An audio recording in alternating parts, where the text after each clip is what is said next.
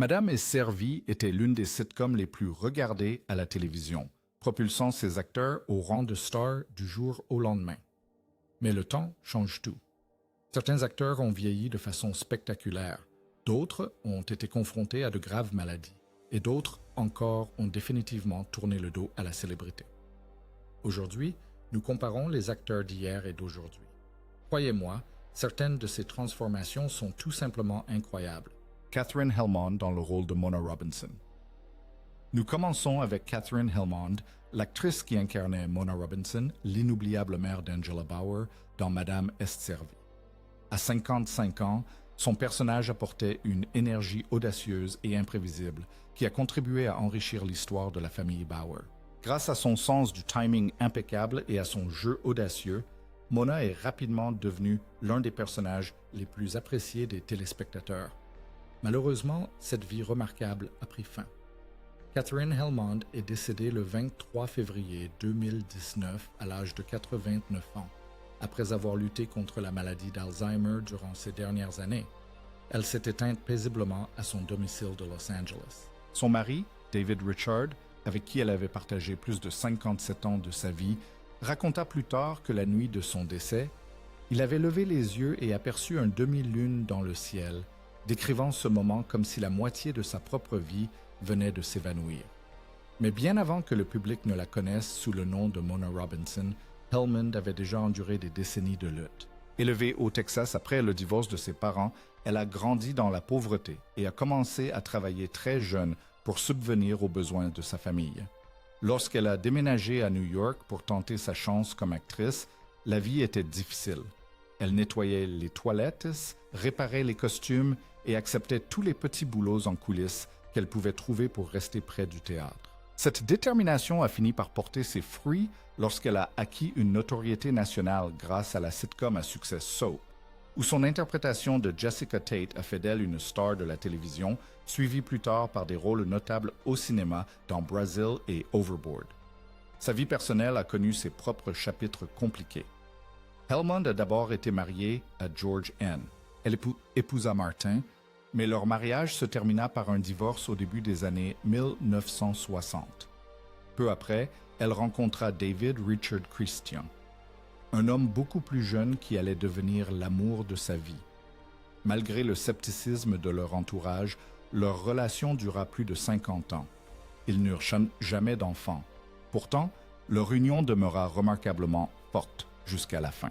Alors même que la maladie d'Alzheimer lui volait peu à peu la mémoire, l'actrice qui avait jadis rempli les écrans de télévision d'un humour intrépide a passé ses dernières années entourée de la loyauté et de l'amour qu'elle avait cultivé tout au long d'une vie extraordinaire. Tony Danza dans le rôle de Tony Maselli, puis Tony Danza, l'acteur qui incarnait Tony Macelli, le père célibataire au cœur de Madame est servie. Danza avait 33 ans et portait la responsabilité du personnage principal de la série, un père de la classe ouvrière dont l'arrivée chez Angela Bauer était à l'origine de toute l'intrigue. Son interprétation a contribué à asseoir la popularité de la série et a fait de Tony Michel l'une des figures emblématiques de son succès. En 2026, Tony Danza avait 75 ans et continuait d'être actif dans le monde du spectacle, apparaissant occasionnellement à la télévision, sur scène et lors de conférences. Après des décennies dans le métier, il a accumulé une fortune estimée à environ 40 millions de dollars, principalement grâce à son travail d'acteur, de producteur, au théâtre et à des investissements immobiliers à long terme. Mais son parcours vers la célébrité télévisuelle a débuté bien loin d'Hollywood. Avant de devenir acteur, Danza s'est fait un nom dans la boxe professionnelle, terminant sa courte carrière avec un palmarès de 9 victoires et 3 défaites dans de petites salles de la région de New York. Des blessures et des difficultés financières ont failli le contraindre à abandonner ses ambitions avant qu'il ne soit remarqué par hasard dans une salle de sport et qu'on lui offre une opportunité à la télévision. Ce moment a tout changé. Son rôle révélateur dans la sitcom Taxi lui a valu une nomination aux Golden Globes. Pourtant, derrière ce succès, sa vie personnelle était souvent tumultueuse. Danza épousa Rhonda Iman en 1970 et leur fils, Mark Anthony Danza, naquit l'année suivante. Cependant, leur mariage se termina par un divorce en 1974, sous la pression croissante de leur carrière. Des années plus tard, en 1986, il épousa Tracy Robinson, avec qui il éleva 2 filles, Katie Danza et Emily Danza. Pendant de nombreuses années, leur mariage sembla stable. Pourtant, un rythme de travail effréné et des rumeurs d'infidélité ont peu à peu fragilisé leur relation. Le couple s'est séparé en 2006 et a finalisé son divorce en 2013, une période durant laquelle Danza a admis plus tard avoir été contraint de suivre une thérapie. Il s'en est remis et a continué à travailler sur des projets tels que Angels in the Outfield et plus tard The Good Cop, prouvant que l'ancien boxeur de Brooklyn possédait toujours la force de caractère qui avait marqué sa vie bien avant la célébrité télévisuelle. James Coco dans le rôle de Nick Melly. Nous arrivons maintenant à James Coco, l'acteur chevronné qui incarnait Nick Melly, le père de Tony, dans la série Madame est servie. À l'époque, Coco avait 55 ans et apportait son expérience du théâtre et du cinéma à l'intrigue familiale des Machelli, qui prenait de l'ampleur. Sa présence a permis d'enrichir l'histoire familiale de Tony Machelli et d'ajouter une nouvelle dimension générationnelle au récit principal de la sitcom. Malheureusement, James Coco est décédé le 25 février 1987, à l'âge de 56 ans, des suites d'une crise cardiaque survenue à son domicile de Greenwich Village, à New York. Transporté d'urgence à l'hôpital St. Vincent de Manhattan, il n'a pas survécu. Au moment de son décès, la fortune de Coco était estimée à environ 2 millions de dollars, fruit de plusieurs décennies de carrière au théâtre, au cinéma et à la télévision. Il fut inhumé plus tard au cimetière catholique romain Sainte Gertrude de Colonia, dans le New Jersey. Mais bien avant que le public télévisé ne le reconnaisse sous le nom de Nick Michelli, Coco avait déjà mené une vie de combat personnel. Ayant grandi dans le quartier de Little Italy à New York, il lutta contre une obésité sévère et un harcèlement scolaire incessant. Malgré ces obstacles, il se forgea une carrière impressionnante au théâtre et au cinéma, obtenant une reconnaissance majeure pour ses rôles dans des films comme Man of Lancia et Only When I Laugh. Ce dernier rôle lui valut une nomination aux Oscars. Pourtant, Hollywood le cantonna souvent à des rôles comiques secondaires en raison de son physique, un stéréotype qui lui causa une frustration constante malgré la notoriété grandissante de son talent. Et si ses succès professionnels étaient indéniables, sa vie personnelle demeurait compliquée. Coco se maria 2 fois mais n'eut pas d'enfant, et ses amis confiaient souvent que ses problèmes de santé mettaient ses relations à rude épreuve. Malgré d'innombrables régimes, ses problèmes de poids et cardiaques s'aggravèrent au fil du temps. Il relata ouvertement ses difficultés dans son livre à succès « Le régime James Coco ». Ironie du sort, l'acteur qui écrivait un livre sur la lutte contre les problèmes de poids ne vivrait que 4 ans de plus après sa parution. Sa mort soudaine en 1987 laissa le monde du spectacle inconsolable. Un artiste récompensé par un Emmy Award, un prix pour une série dramatique, 3 Obie Awards et nommé aux Tony Awards, aux Oscars et aux Golden Globes à 2 reprises. Judith Light dans le rôle d'Angela Bauer. Voici Judith Light qui incarnait Angela Bauer, la directrice de publicité sur d'elle dans Madame est servie. À l'époque où la série a été diffusée, Light avait 35 ans et interprétait Angela Bauer, une femme d'affaires accomplie qui conciliait vie professionnelle et vie de mère dans un foyer qui remettait en question les rôles traditionnels des sexes. Son interprétation a contribué à redéfinir le rôle principal féminin dans une sitcom. Aujourd'hui, Judith Light est toujours au sommet de sa forme. En 2026, à 77 ans, elle continuait de jouer à la télévision, au cinéma et à Broadway. Sa longue carrière lui a valu les éloges de la critique et une stabilité financière, avec une fortune estimée à environ 16 millions de dollars, fruit de plusieurs décennies de carrière à la télévision, au théâtre et au cinéma. Avant que la série Madame est servie ne la rende célèbre, Julia Light avait déjà essuyé des années de refus. Au début de sa carrière, les directeurs de casting lui répétaient sans cesse qu'elle ne correspondait pas au canon de beauté hollywoodien, et elle peinait à obtenir des rôles importants. Sa persévérance a finalement payé lorsqu'elle a décroché le rôle principal dans le feuilleton On ne vit qu'une fois, où son interprétation magistrale de Karen Wallach lui a valu 2 Emmy Awards, la consacrant instantanément comme l'une des actrices dramatiques les plus talentueuses de la télévision. Sa vie personnelle, en revanche, a suivi un chemin plus discret, mais tout aussi complexe. En 1985, elle a épousé l'acteur Robert Desiderio, et leur mariage a duré des décennies malgré l'énorme pression des carrières hollywoodiennes. Le couple a choisi de ne pas avoir d'enfants, une décision qui a souvent suscité des regards indiscrets et des questions de la part des médias. Sur le plan professionnel, Light a dû relever un autre défi de taille après la fin de la série Who's the Boss.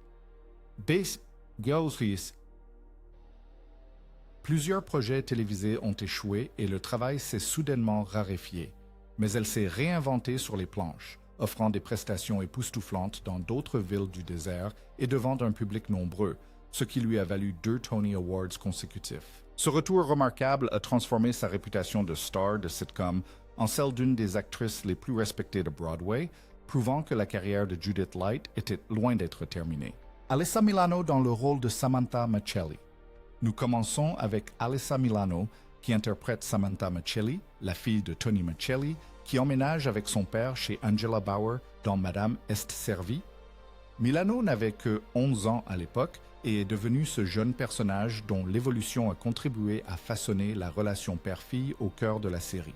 Au fil des épisodes, les téléspectateurs ont suivi l'évolution de Samantha, de l'enfance à l'âge adulte. Aujourd'hui, Alyssa Milano a 54 ans et reste active à la télévision, au cinéma et dans le domaine de l'engagement civique. Ses décennies d'expérience dans le divertissement et la production lui ont permis d'amasser une fortune estimée à environ 10 millions de dollars.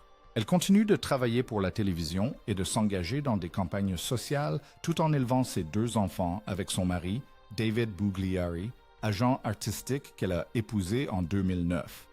Mais le passage d'enfant de star à actrice adulte a été bien plus difficile que ce que les téléspectateurs imaginaient. Milano a commencé sa carrière professionnelle à seulement 7 ans, ce qui signifie que son enfance a été marquée par les auditions, les tournages et une attention médiatique incessante. Cette pression a par la suite contribué à des troubles alimentaires et à de l'anxiété durant son adolescence.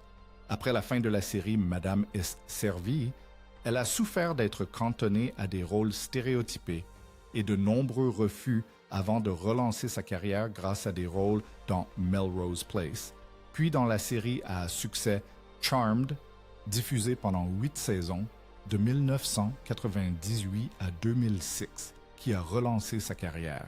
Sa vie personnelle a également connu des épisodes douloureux. Milano a épousé le musicien Singin John Tate en 1999, mais leur mariage s'est effondré moins d'1 an plus tard et ils ont divorcé la même année. La stabilité est finalement revenue lorsqu'elle a rencontré David Bugliari. Le couple a ensuite accueilli un fils en 2011 et une fille en 2014. Cependant, des problèmes de santé ont suivi. En 2020, Milano a révélé avoir contracté la COVID-19 et avoir ensuite souffert de symptômes persistants, notamment la chute des cheveux, des problèmes respiratoires et une fatigue chronique. Malgré ces épreuves, elle reste engagée dans l'activisme et la vie publique, prouvant ainsi que la jeune fille qui a grandi sous le feu des projecteurs a su se forger une voix influente, bien au-delà de la célébrité télévisuelle. Danny Pintaro dans le rôle de Jonathan Bauer. Vient ensuite Danny Pintaro, qui incarnait Jonathan Bauer, le jeune fils d'Angela Bauer, grandissant au sein de la famille au cœur de la série Madame est servie. Pintaro n'avait que 8 ans au début de la série et est devenu l'un des personnages d'enfants clés, représentant le point de vue d'un enfant s'adaptant à une famille recomposée. Tout au long de la série, les téléspectateurs ont vu Jonathan grandir en même temps que le reste de la famille. Aujourd'hui, Danny Pintaro a 50 ans. Sa vie a pris un chemin bien différent de celui de nombreux anciens enfants acteurs. Sa fortune est estimée à environ 600 $.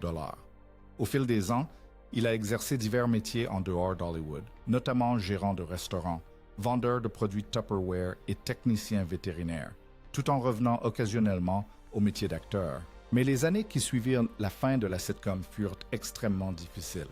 Pintaro peina à passer du statut d'enfant star à celui d'acteur adulte et se heurta à des refus constants en raison des stéréotypes de rôle qui lui étaient attribués.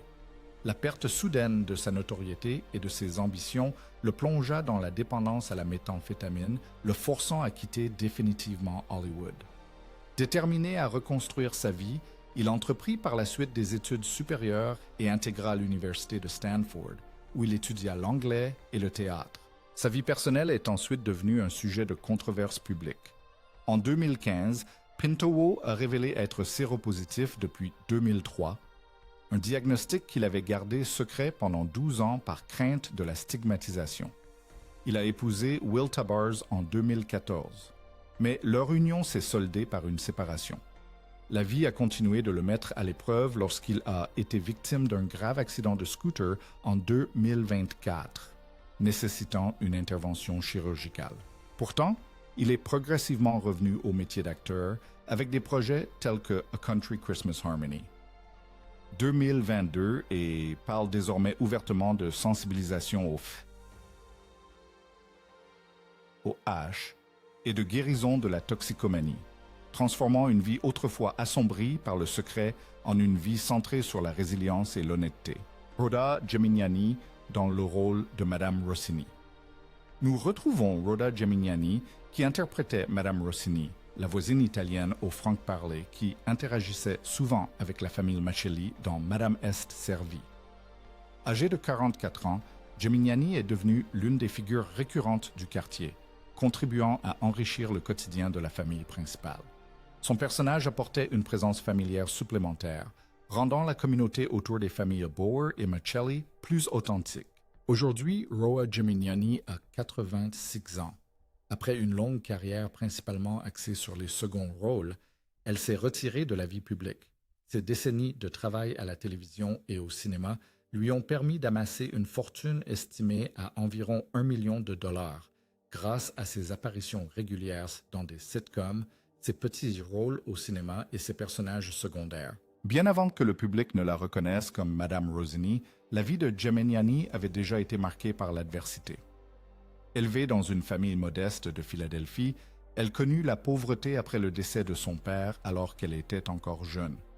Adolescente, elle travailla pour subvenir aux besoins de sa famille, sacrifiant ses études pour s'occuper de ses jeunes frères et sœurs. Déterminée à échapper à cette situation, elle se lance dans le théâtre et commence progressivement à apparaître dans des séries télévisées au cours des années 1970, notamment The Mary Tyler Moore Show et The Jeffersons, avant de jouer dans des films comme SOS Phantom Madspo. Sa carrière, cependant, est rarement glamour. Hollywood la cantonne fréquemment à des petits rôles, et le manque de rôles principaux réguliers lui vaut de longues périodes de chômage. Gemini épousa le chef d'orchestre de Broadway, Paul Gemignani, en 1961. Leur mariage se termina par un divorce, l'équilibre entre vie professionnelle et vie familiale étant devenu difficile à trouver. Malgré cela, elle continua à travailler régulièrement, apparaissant dans des séries populaires telles que Seinfeld, Friends et Just Shoot Me.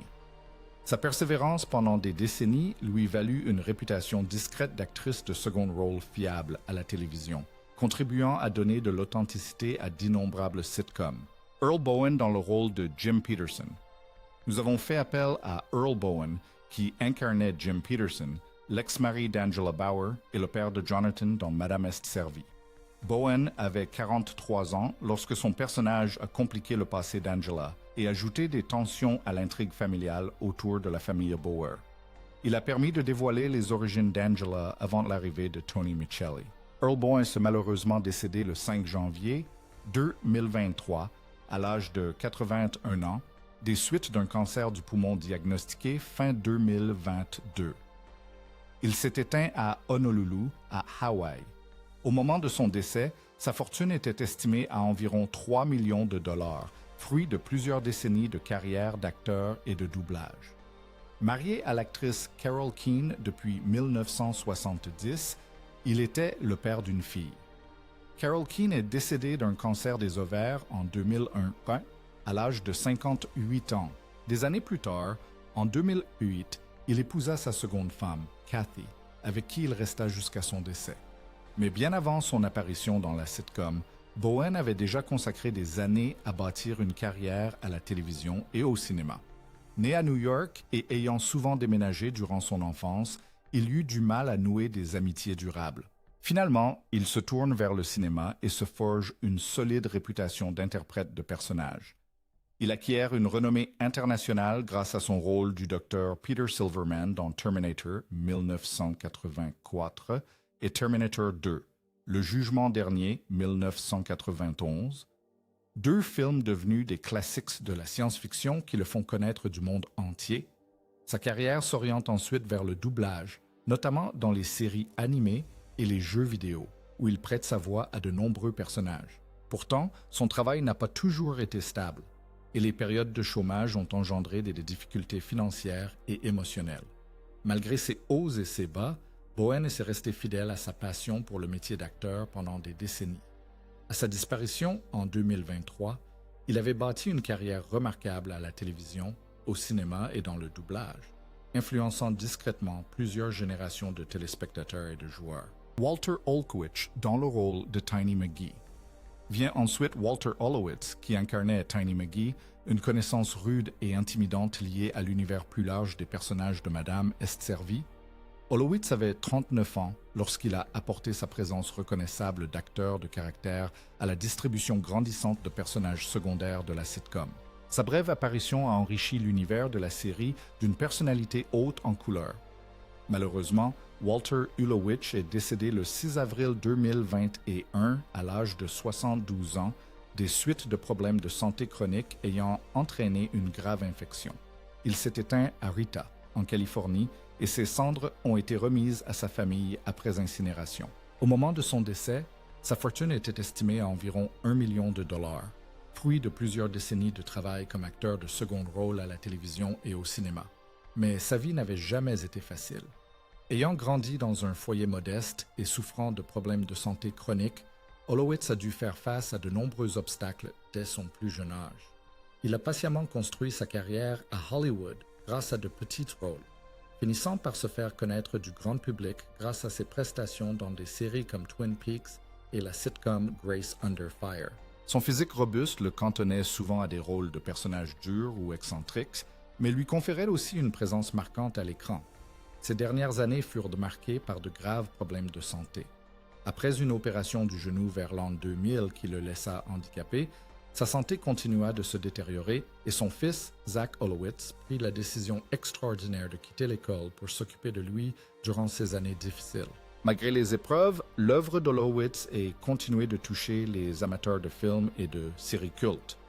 Son long combat contre la maladie et le dévouement de sa famille sont devenus l'un des chapitres les plus émouvants de la vie de cet acteur de caractère qui a discrètement marqué Hollywood de son empreinte. Leslie Nielsen dans le rôle de Max Mullen. Nous retrouvons Leslie Nielsen qui incarnait Max Mullen, l'un des hommes liés à la vie d'Angela Bower dans la série Madame is Servie. Nielsen, alors âgé de 61 ans, apportait sa présence légendaire à la sitcom dans le rôle d'un personnage invité. Même dans un rôle court, sa présence reconnaissable entre mille a immédiatement marqué les esprits. Malheureusement, Leslie Nielsen est décédée le 28 novembre 2010 à l'âge de 84 ans des suites d'une pneumonie contractée lors d'une hospitalisation à l'hôpital Holy Cross de Fort Lauderdale, en Floride. Au moment de son décès, sa fortune était estimée à environ 15 millions de dollars, fruit de plus de 50 ans de carrière au cinéma et à la télévision. Ses obsèques ont eu lieu à Fort Lauderdale et, ultime témoignage de son humour légendaire, sa pierre tombale au cimetière Evergreen porte l'inscription humoristique « Qu'elle s'éclate ». Mais bien avant que le public ne le reconnaisse comme l'une des figures les plus emblématiques de la comédie, l'enfance de Nielsen avait été loin d'être facile. Né au Canada et élevé dans un foyer strict avec un père connu pour ses accès de violence, il trouvait souvent refuge dans l'imagination et le théâtre pour faire face à la situation. Au début de sa carrière, il a surtout interprété des rôles dramatiques, apparaissant dans des dizaines de séries télévisées et de films. Sa carrière a connu un tournant décisif après la comédie de 1980 « Y en a-t-il un pilote dans l'avion ?»